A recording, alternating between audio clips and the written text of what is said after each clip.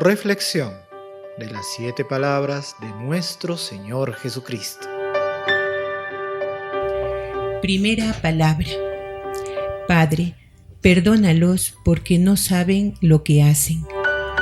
Por el Padre Miguel Ángel Díaz. Queridos hermanos en nuestro Señor Jesucristo y la Virgen Santísima. Primeras palabras de Jesús desde lo alto de la cruz. Padre, perdónalos porque no saben lo que hacen. Cristo murió perdonando a sus enemigos. Maravillosa lección. Él concede el perdón anticipadamente.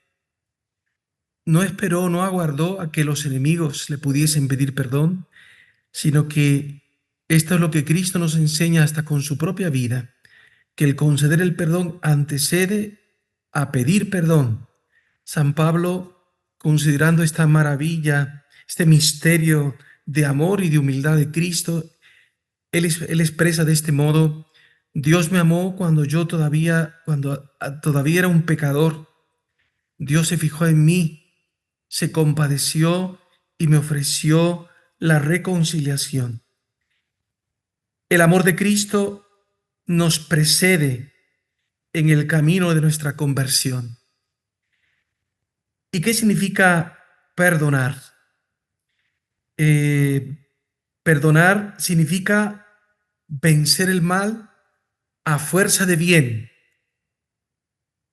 No dejar que el mal, que el odio y que la venganza prevalezcan en nuestro corazón. El amor siempre construye, el odio destruye. Por eso Jesús ora por aquellos. Es al mismo tiempo una oferta de perdón, mas al tiempo es una oración.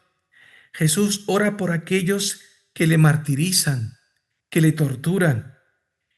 El amor no conoce las fronteras de la enemistad. Jesús oró también por nosotros, oró también por nosotros pecadores.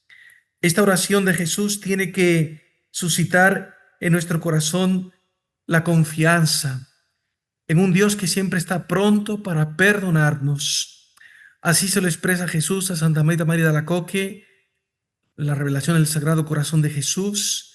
Así a Santa Faustina, el diario de la Divina Misericordia, un corazón que está pronto para ofrecer su perdón. Dios no quiere la muerte del pecador, sino que se convierta y cambie de conducta, de comportamiento. Y esa oración que Cristo hizo desde lo alto de la cruz: Padre, perdónalos porque no saben lo que hacen. El Padre escuchó la voz de su Hijo amado, que pide que nos perdone. Y ese perdón que Jesús nos alcanza es un acto de misericordia, de compasión. El Señor es tardo a la ira, rico en clemencia, pronto para perdonar. Y no es por ningún mérito nuestro que el Señor termina perdonándonos, sino en rigurosa justicia por los méritos infinitos de Cristo en la cruz, que satisface, repara sobreabundantemente por nuestros pecados.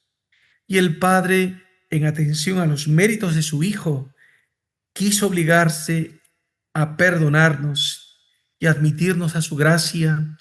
Aquel que se arrepiente de sus pecados se apropia los méritos de Cristo, no nuestros méritos. Yo solamente colaboro con Él y me los apropio para que Cristo también me perdone. El Papa Benedicto XVI, en el libro Primer volumen de Jesús de Nazaret, cuando él comenta el Padre Nuestro, en la frase que dice: perdona nuestras ofensas, como también nosotros perdonamos a los que nos ofenden, el Papa nos explica algo muy importante. Dice que Cristo en la cruz no solamente quiso emplear palabras para perdonarnos, porque a veces resulta muy fácil decirle a una persona, yo te perdono. Mas Cristo lo hizo, lo expresó con su propia entrega, con su sacrificio. Nos está diciendo, yo te perdono, yo pago la deuda por ti. Es impresionante, porque entonces el Papa nos está convidando, nos está invitando a que nosotros también hagamos lo mismo. Si no estamos dispuestos a sacrificarnos por los otros, e inclusive en el perdón, es imposible la unión y la reconciliación. No hay unión sin verdadera espíritu de sacrificarnos por los otros. Y el tema del perdón es un tema que aparece continuamente en todo el Evangelio, ¿no? Desde el comienzo del Sermón de la Montaña, cuando el Señor le dice, si vas a presentar tu ofrenda en el altar, acuérdate de reconciliarte primero con tu hermano. Y fue cuando Pedro le preguntó a Cristo, ¿cuántas veces tengo que perdonar a mi hermano? Y Cristo sentenció, no te digo 7 veces, sino hasta 70 veces 7. Tantas veces cuantas tu hermano te pida perdón y se arrepienta, tienes que estar dispuesto a perdonar. Y por eso en el Padre Nuestro decimos, perdónanos nuestras ofensas como nosotros perdonamos a los que nos ofendieron, medida por medida. En la medida en que seamos capaces de olvidarnos de las ofensas que se nos hacen y recomenzar de nuevo, también así seremos tratados por Dios. Y también recordemos el mismo Evangelio de San Mateo, que también nos habla de aquel siervo, la parábola, aquel siervo que no quiso perdonar 100 denarios, pero a él le habían perdonado 10.000 y no tuvo la misma compasión con los otros. Y el Señor entonces le corrige, no tuve compasión yo de ti, ¿no tenías tú que también tener compasión del otro que te debía mucho menos? Yo te perdoné la deuda insolvente, no tenías con qué pagarme y yo te la perdoné. ¿Por qué tú no eres capaz también de perdonar en la misma medida al otro? Y esa actitud de Cristo que hablábamos, que ese tema aparece constantemente en todo el Nuevo Testamento, lo vemos la actitud de Jesús con la mujer samaritana, con Zaqueo, lo vemos hasta como el mismo Pedro que le negó, y con Pablo. Son historias de perdón, historias de conversión, donde el amor de Cristo prevalece sobre el mal. Esta palabra de Cristo en la cruz quiebra nuestros esquemas, rompe nuestras miras humanas, porque no el perdón, este perdón que Cristo nos ofrece no es un perdón humano, no es el estilo de hoy, es completamente algo divino. Así como Él nos perdona y nos da oportunidad para volver a empezar de nuevo, nosotros también tenemos que estar dispuestos a perdonar, para dar una oportunidad a aquellos que se encuentran tal vez en desamparo, desanimados, y que una mano que vos le ofrezca, un perdón, una palabra amable, puede cambiar la vida de esa persona. Y por último, detrás de cada historia de perdón, hay una historia de conversión. San Pablo en la carta a los Romanos dice que cuando se perdona a un pecador es como tirar sobre su cabeza carbones encendidos. Es una imagen metafórica, gráfica, que San Pablo lo que quiere decir es que cuando una persona ve que se le ha perdonado, surge el sentimiento de gratitud y el remordimiento en la conciencia a causa de ese perdón alcanzado, no por mérito de él, sino por la generosidad del otro, termina conmoviendo de tal manera que él se vuelca en gratitud, como la mujer pecadora del Evangelio, que al sentirse perdonada, derramó aquel perfume caro, no escatimó desgaste, sacrificio ninguno. Lo mismo lo que quiere expresar la parábola del tesoro escondido y de la perla preciosa, Cuando hemos recibido de Dios ese encuentro, ese perdón, estamos dispuestos a ser generosos. Que en esta primera frase de Jesús en la cruz pueda surgir en nuestro corazón un grande deseo de perdonar, olvidar las ofensas que nos han causado para ser una imagen viva de Cristo en la cruz. Padre, perdónalos porque no saben lo que hacen. Segunda palabra. Hoy estarás conmigo en el paraíso. Por el Padre Antonio Ruiz Ruiz. Al escuchar la segunda palabra de Cristo en la cruz, hoy estarás conmigo en el paraíso, Jesús le dice al buen ladrón que lo ha confesado públicamente.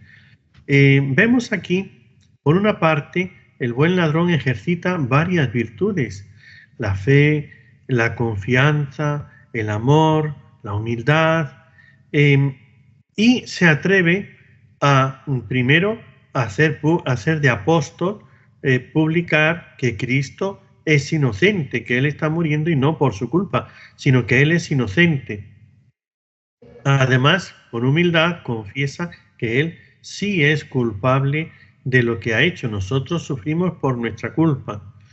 Cristo, que no ha respondido a aquellos que le están insultando, sin embargo, ante el buen ladrón, que dice con confianza, Señor, acuérdate de mí cuando estés en tu reino, se olvida de sus dolores para responderle y decirle esta segunda palabra: en verdad te digo.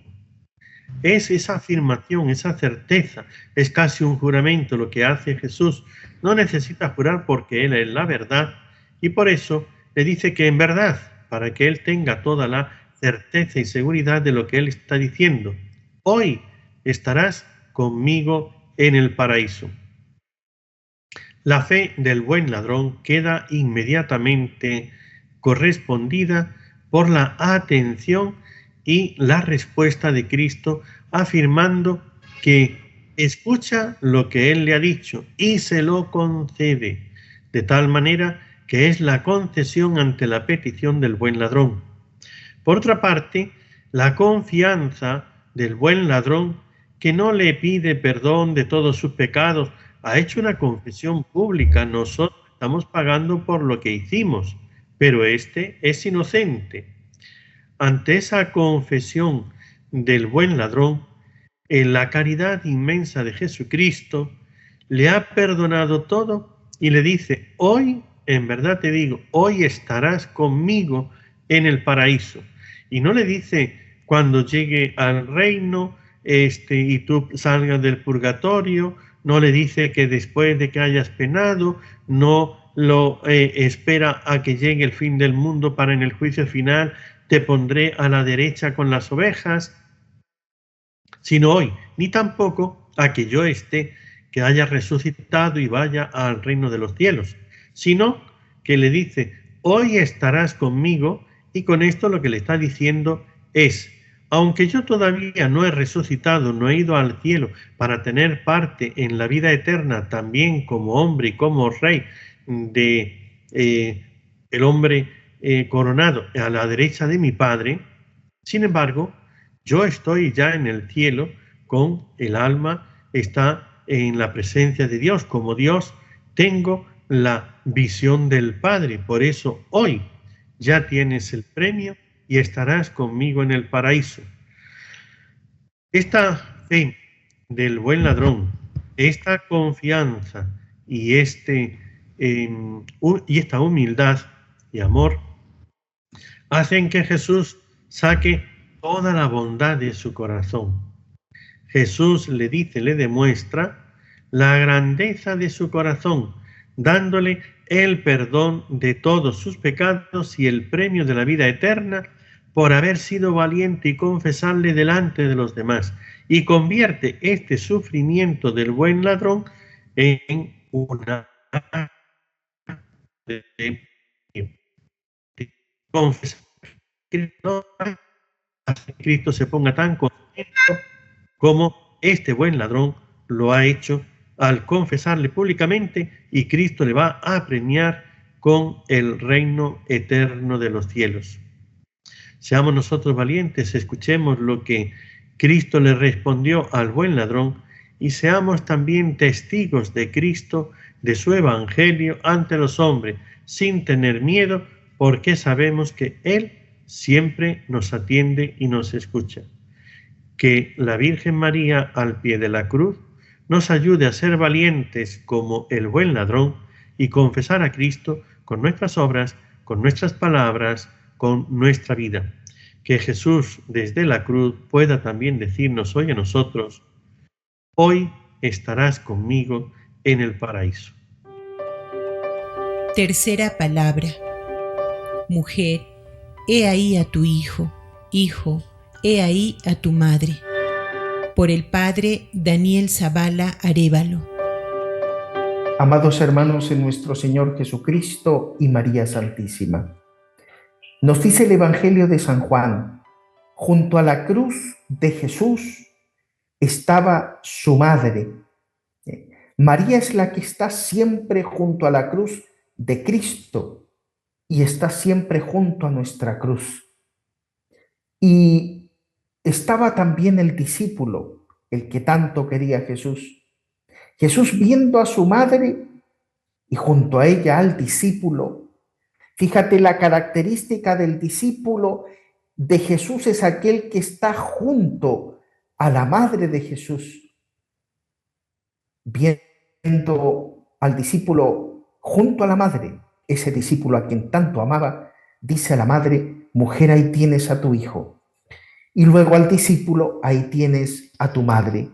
Y desde aquella hora el discípulo la acoge, abre su corazón, muestra la disponibilidad de su vida para estar con esa madre que Jesús le está encomendando.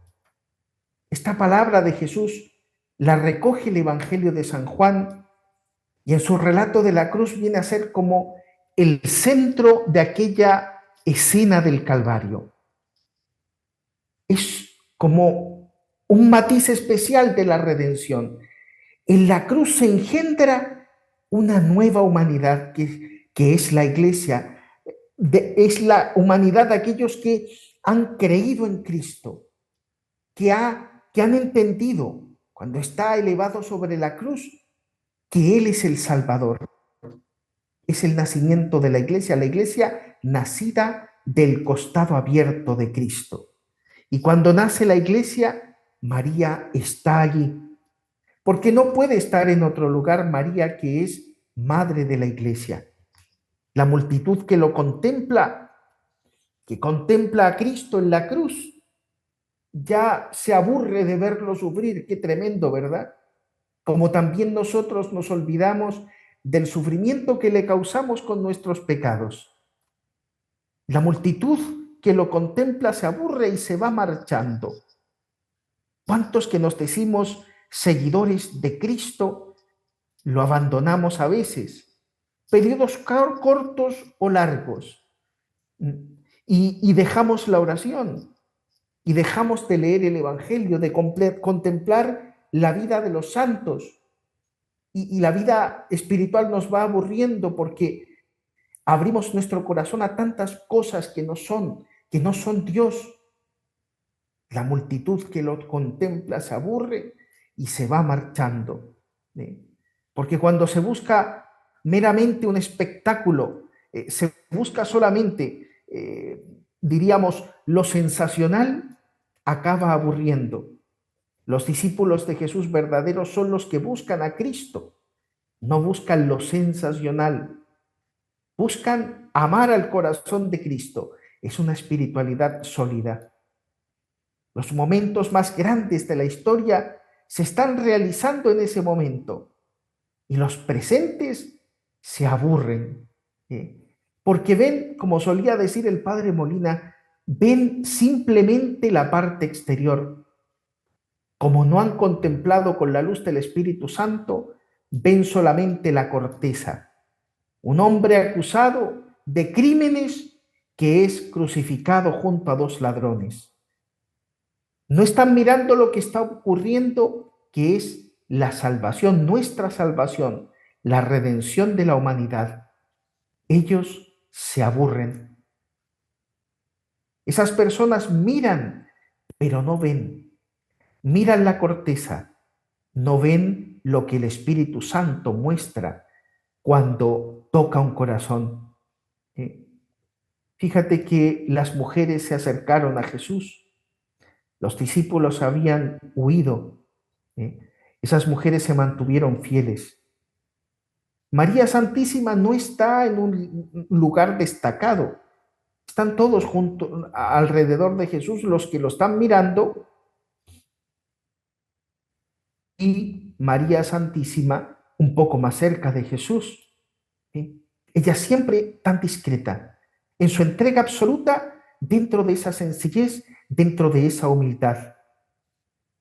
Se asocia a la pasión de Cristo. Ella es madre corredentora, pero sin cosas espectaculares, simplemente uniéndose al dolor de su Hijo, ofreciendo sus dolores por nuestra redención. De un lado de la cruz está Cristo, del otro, donde no se ve nada, está María místicamente crucificada. Jesús está en silencio, en su ofrecimiento sangriento, sus dolores físicos, morales, las humillaciones. Cristo lo ha dado todo. Y así mira a su madre, que está allí cerca, que lo ve sufrir sin poder hacer nada, que se une a esos dolores del Señor. Y es que María y Cristo son inseparables. Por eso, para poder profundizar en esa cruz de Cristo, debo mirarlo con los ojos de María. Que en esta Semana Santa, especialmente en el Triduo Pascual, María pueda iluminar nuestro corazón y nos haga ver, no solo mirar, nos haga ver lo que está ocurriendo en la cruz, que nos ponga ante los ojos del corazón la gran obra de la redención, hecha toda por amor, y que sepamos unirnos a esa pasión de Cristo. Madre, enséñanos a ver a tu Hijo en la cruz. Cuarta palabra. Dios mío, ¿por qué me has abandonado? Por el padre Alberto Yavilla Guamán. Dios mío, ¿por qué me has abandonado? Palabras insondables, queridos hermanos, que nunca podremos entender.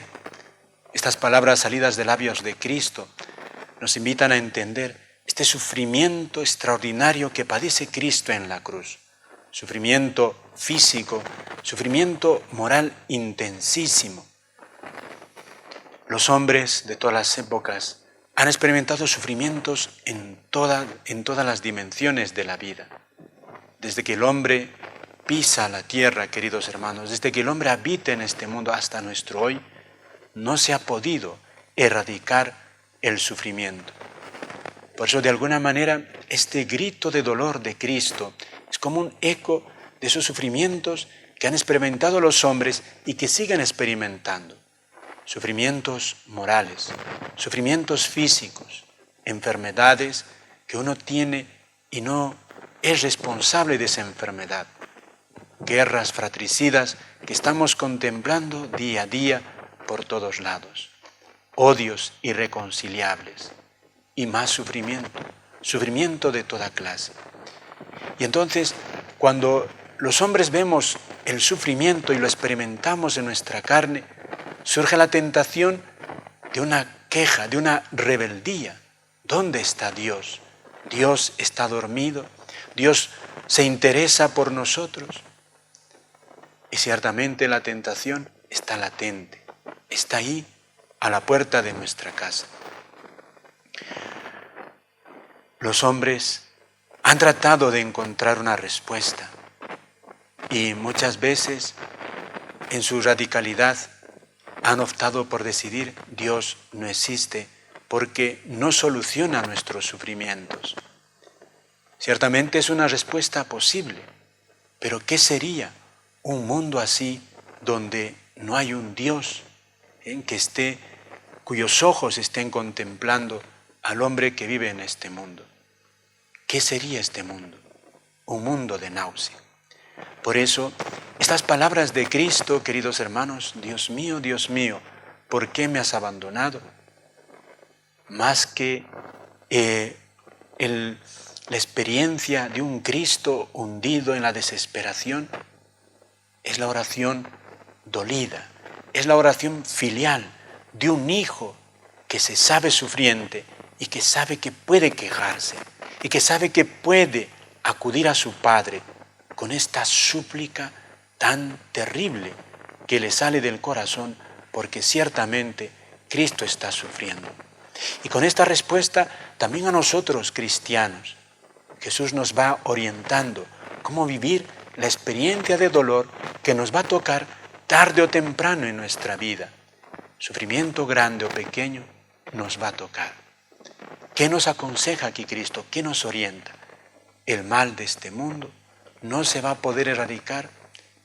Cristo mismo, inocente Él, lo está experimentando en su propia carne.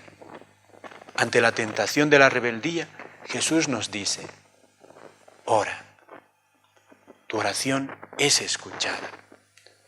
Ora y guarda silencio. Dios es más que todo sufrimiento. Dios es capaz de llevar el consuelo al corazón del hombre que sufre y le invoca en medio de su sufrimiento. Semana Santa, queridos hermanos, para contemplar a Cristo sufriente. Él nos enseña cómo se acaba con las injusticias, con los atropellos que Él vive, llevando con paciencia los sufrimientos que Dios le permite en su vida y orando a su Padre, que luego su Padre finalmente le escucha y le aliviará. Y esa sangre de Cristo nos alcanzará para todos nosotros la salvación eterna. Pidámosle a nuestra Madre la Virgen que, además de nuestros sufrimientos y en medio de ellos, ella también nos inspire a orar con confianza filial a Dios para que Él nos ayude a cargar los sufrimientos que el Señor muchas veces permitirá en nuestra vida. Y además, hacernos entender que nuestra vida no acaba en un Dios mío, ¿por qué me has abandonado? Sino finalmente acaba, como Cristo también, en un Padre, en tus manos encomiendo mi espíritu. Que así sea. Quinta palabra. Tengo sed. Por el Padre Augusto Meloni Navarro. Queridos hermanos, vamos a brevemente reflexionar y meditar en torno a la quinta palabra del Señor en la cruz. Tengo sed. Como lo refiere el Evangelio según San Juan, en el capítulo 19, versículo 28. Jesús, colgado en la cruz, gritó: tengo sed. Y como solía hacerse, se le ofreció un vino agrio, vinagre. Y ese vinagre, de alguna manera, era usado como una bebida para calmar la sed. Y de alguna forma, estas palabras del Señor en la cruz nos remiten a toda la historia de la salvación y a lo que hay en el corazón de cada ser humano. Que Jesucristo, que recopila a toda la humanidad entera, la cabeza y el cuerpo, Él en la cruz está, diríamos, orando por nosotros. Se escucha el trasfondo en esa expresión del Salmo 69, que dice: en la sed me dieron vinagre Jesús representa a los hombres sufrientes a las consecuencias del pecado. Y así en ese momento se cumple lo que está en la Escritura. Él se hace uno con el dolor y el sufrimiento de todas las criaturas humanas. Y esta expresión de Jesús de alguna manera tiene que ver con los cánticos de la viña, que en el capítulo 5 de Isaías se había ya anticipado. La viña y la figura de la esposa, y se esperaba que esa viña diera uvas buenas, pero dio frutos agraces. La viña de Israel no lleva a Dios el fruto noble de la justicia que se funde en el amor. La criatura humana herida por el pecado no sabe amar, y en la sed del Señor expresa justamente esa incapacidad de amar, que es lo que produce el pecado y trae como consecuencia el individualismo, el odio, la muerte, es decir, vinagre en vez de vino. Y en ese cántico de la viña, de alguna manera se expresaba el canto del amigo por su viña. Y en una primera parte, porque este canto se nos dice que se hace en plena fiesta de las tiendas, era una fiesta alegre y se esperaba que todo sea alegre, y aparentemente empezaba bien porque el amigo tenía una viña que era un terreno fértil, la cuidó, plantó cepas selectas y hacía todo lo inimaginable para su buen desarrollo. Pero esa viña decepcionó, y en vez de fruto apetitoso no dio sino frutos agraces. Y entonces los que oyen al profeta entienden que la esposa ha sido infiel, ha defraudado la confianza y la esperanza, el amor que había puesto el amigo. Y entonces la pregunta que surge es cómo continuará esa historia. Y el amigo abandona la viña al pillaje, repudia a la esposa, dejándola en la deshonra que ella misma se había ganado. De alguna manera es el exilio, es la prueba.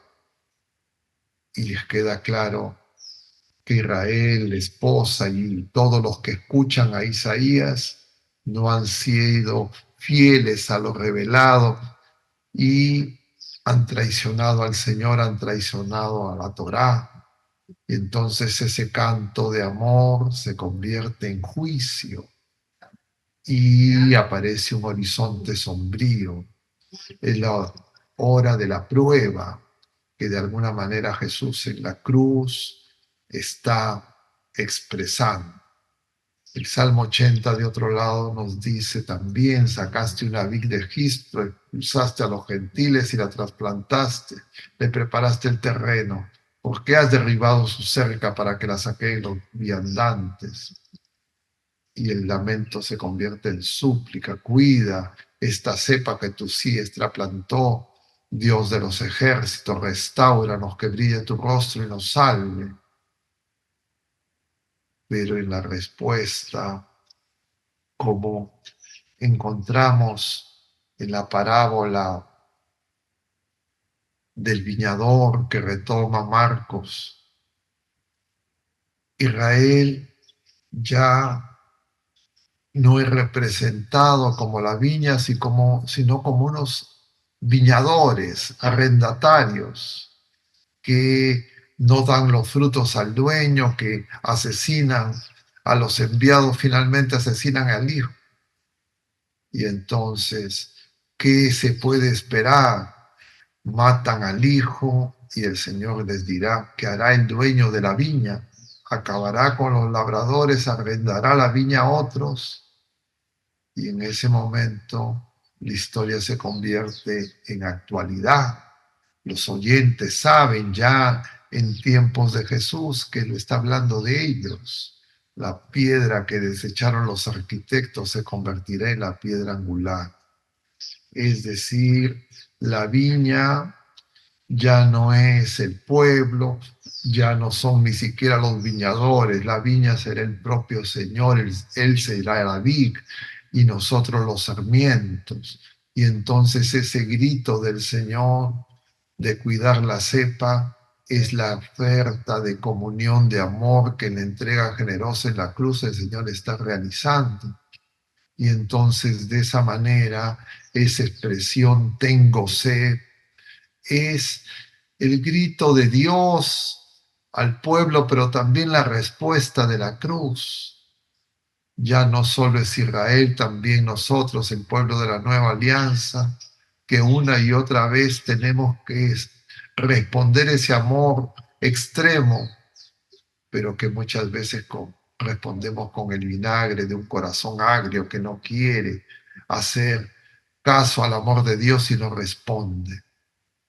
Tengo sed es el grito que el Señor dirige a cada uno de nosotros, para que nosotros podamos volver a Él, porque Él es el que nos va a dar ese vino nuevo, que es esa sangre que derrama y da vida, ese amor que es el don del Espíritu Santo que le está manifestando en el amor extremo de Dios y que nos transformará y hará de nosotros nuevas criaturas.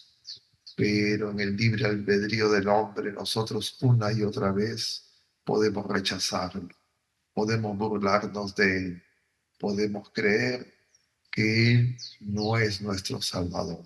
Pidamos pues en esta palabra a nuestra Madre Santísima que en Caná de Galilea intercedió para que se adelante la hora, ella que sabe que nos falta el vino de la alegría, del amor de Dios, interceda por nosotros para que nos amemos como el Señor nos ama y nos ha manifestado de manera plena en el altar, en el trono de la cruz. Que el Señor haga que este Viernes Santo sea un viernes que nos haga recapacitar y volvamos al Señor para vivir la vida nueva que en la vigilia pascual actualizará a todos los que acudimos a Él los dones recibidos en el bautismo. Que el Señor así nos lo conceda a nosotros y a toda la Santa Iglesia. Sexta palabra. Todo está consumado. Por el Padre Javier Crosby. Sexta palabra de nuestro Señor Jesucristo en la cruz.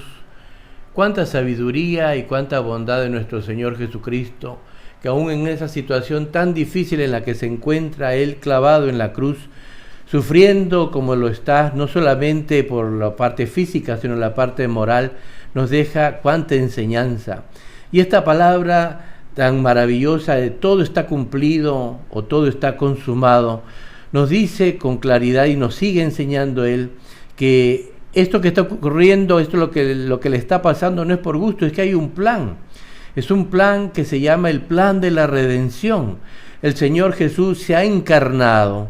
Nuestro Señor Jesucristo, el Dios Hijo, el unigénito, el Dios con nosotros, el Emmanuel, se ha encarnado con ese firme propósito, es el acuerdo que ha tenido con el Padre y con el Espíritu Santo, de redimirnos. Y por eso es que se encuentra en esta situación. Ya Él lo había anunciado antes, previamente, diciendo, cuando sea el Hijo del Hombre sea elevado, todos volverán sus ojos a Él. El Señor viene para que volvamos nuestros ojos a Él, para que desaparezca todo tipo de males, para que se siembre en nuestros corazones el bien que Él ha querido sembrar desde que nos creó. Todo está consumado, todo está cumplido. ¿Cuál es el plan de la redención? Nos olvidamos nosotros de esa palabra ya casi no se usa. Redimir significa venir a pagar un precio a un secuestrador. Es decir, si aparece por ahí alguien que nos secuestra, cobra un rescate nos tiene de rehenes. En este caso, ¿quién nos ha secuestrado? ¿Y qué precio está cobrando? El secuestrador es Satanás, nada menos. Es el demonio que ha venido a tenernos como rehenes y a ser nosotros secuestrados, no solamente físicamente, sino mentalmente, espiritualmente. Eso es lo que hoy en día también podemos ver. ¿Cuántas almas han sido secuestradas en su entendimiento?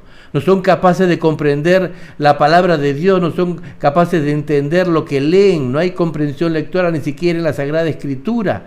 Y por eso es que hay que pedirle a Dios Todopoderoso que ilumine nuestro entendimiento, para poder darnos cuenta que esa redención viene a nosotros a sacarnos de ese secuestro de nuestro entendimiento, para que podamos nosotros entender el amor del Señor, para conocer de verdad lo que Dios quiere. ¿Cuántos han querido ver, decía nuestro Señor, lo que ustedes ahora están viendo? Todo está cumplido, ha pagado el precio, y el precio ha sido dar su vida. Dar su vida mortal, por supuesto, porque como Dios no puede morir, pero su vida mortal, que Él no tendría por qué morir porque no tenía pecado, sin embargo, Él carga con los pecados de cada uno de nosotros, como si nosotros estuviéramos pagando ese rescate, lo está pagando Él con su vida, con su sangre bendita. Dios Todopoderoso, el perfecto hombre y perfecto Dios en su unión hipostática, está haciendo que se cumpla ese plan de salvación, de redención. Porque cuando se dice salvación, bueno, nos pueden salvar también solo de la parte material, nos pueden salvar de distintas situaciones, pero redimirnos, pagar el rescate, redimirnos ya significa que el Señor sabe muy bien las consecuencias de esto. Las consecuencias era perder nuestra alma. Nuestra alma se podría haber ido al infierno definitivamente con nuestro secuestrador, con el demonio. Y sin embargo, Dios en su infinita bondad decide salvarnos. Por eso todo está cumplido. Lo ha venido haciendo desde que se encarna. Luego, cuando sale a la vida pública, cómo nos enseña y nos prepara. Y nos prepara no solamente tratando de decirnos verbalmente, sino con hechos, además de sus palabras, con hechos concretos, con milagros, para que entendamos que Él ha venido ¿a qué? Ha venido a salvarnos. ¿Cómo no agradecerle al Todopoderoso? Qué importante es mirar la cruz. Qué importante es mirarlo, pero sabiendo todo esto. Y qué importante es escucharle al Señor en todo momento. Porque todo lo que Él ha enseñado viene como culmen, tiene como culmen esto, la crucifixión. Pero después de decir todo está cumplido, falta algo nada más de lo que va a venir como consecuencia de cumplir ese rescate. Es que vamos a ser liberados. Vamos a ser librados de este secuestrador del demonio. Si tú y yo no nos sentimos todavía liberados de ese secuestrador, ¿qué tal si volvemos nuestros ojos a la cruz?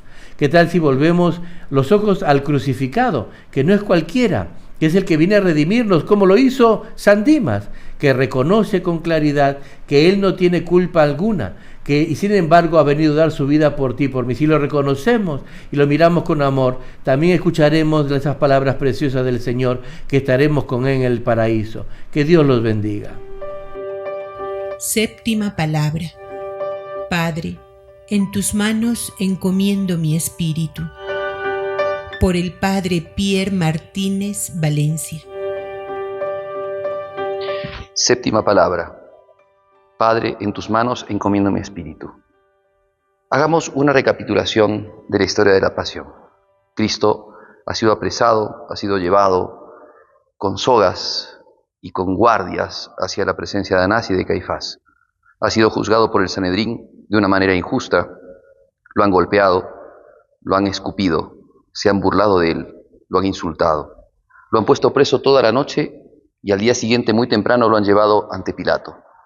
Pilato ha tomado a Jesucristo, en un principio ha querido liberarlo, pero consintiendo en la presión de los sumos sacerdotes y del pueblo manejado por los fariseos, ha cedido primero a flagelarlo, flagelándolo cruelmente, lo ha azotado, haciendo que su cuerpo quede totalmente deformado, lo han coronado de espinas, le han puesto una caña para burlarse de él, le han puesto una venda para golpearlo, le han mecido la barba.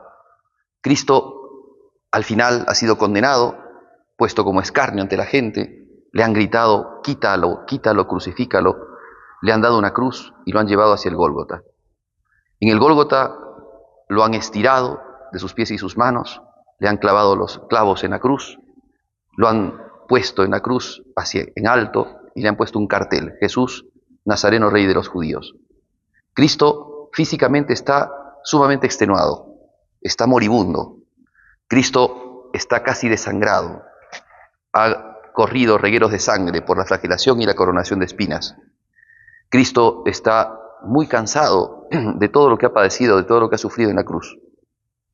Sin embargo, llama mucho la atención esta frase que dice y cómo la dice. San Marcos, porque el texto que tenemos es de San Lucas, San Marcos, cuando Cristo finaliza su vida, dice que dio un fuerte grito y con ese grito fuerte expiró. San Lucas nos dice qué es lo que dijo en ese fuerte grito. Padre, en tus manos encomiendo mi espíritu. El texto es un texto de un salmo, el Salmo 31. A tus manos encomiendo mi espíritu, tú el Dios leal me librarás.